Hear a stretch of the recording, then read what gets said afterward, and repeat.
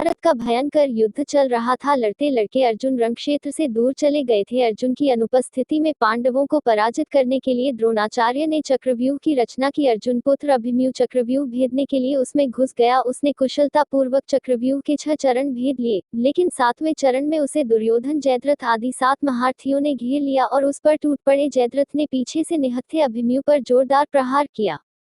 वह वार इतना तीव्र था कि अभिमन्यु उसे सहन नहीं कर सका और वीरगति को प्राप्त हो गया।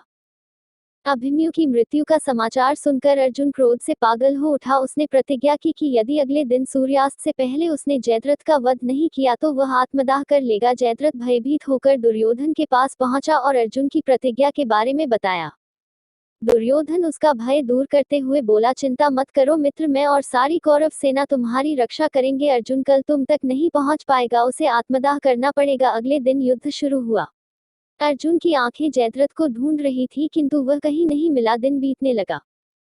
धीरे धीरे अर्जुन की निराशा बढ़ती गई। यह देख श्री कृष्ण बोले, पाठ समय बीत रहा है और कौरव सेना ने जयद्रथ को रक्षा कवच में घेर रखा है। तुम शीघ्रता से कौरव सेना का संहार करते हुए अपने लक्ष्य की ओर बढ़ो। यह सुनकर अर्जुन का उत्साह बढ़ा और वह जोश से लड़ने लगे।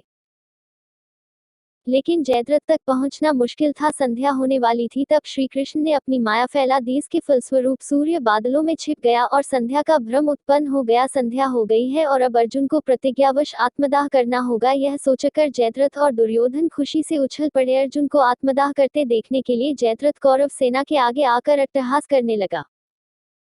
जयद्रथ को देखकर श्री कृष्ण बोले, पार्थ, तुम्हारा शत्रु तुम्हारे सामने खड़ा है, उठाओ अपना गांडीव और वध कर दो इसका। वह देखो, अभी सूर्यास्त नहीं हुआ है। यह कहकर उन्होंने अपनी माया समेट ली। देखते ही देखते सूर्य बादलों से निकल आया। सबकी दृष्टि आसमान की ओर उठ गई। सूर्य अभी भी चमक रहा था। यह देख जयद्रथ और दुर्योधन के पैरों तले जमीन खिसक गई। जयद्रथ भागने को हुआ, लेकिन तब तक अर्जुन ने अपना गांडीव उठा लिया था। तभी श्री कृष्ण चेतावनी देते हुए बोले, हे अर्जुन, जयद्रथ के पिता ने इसे वरदान दिया था कि जो इसका मस्तक जमीन पर गिराएगा उसका मस्तक भी 100 टुकड़ों में विभक्त हो जाएगा।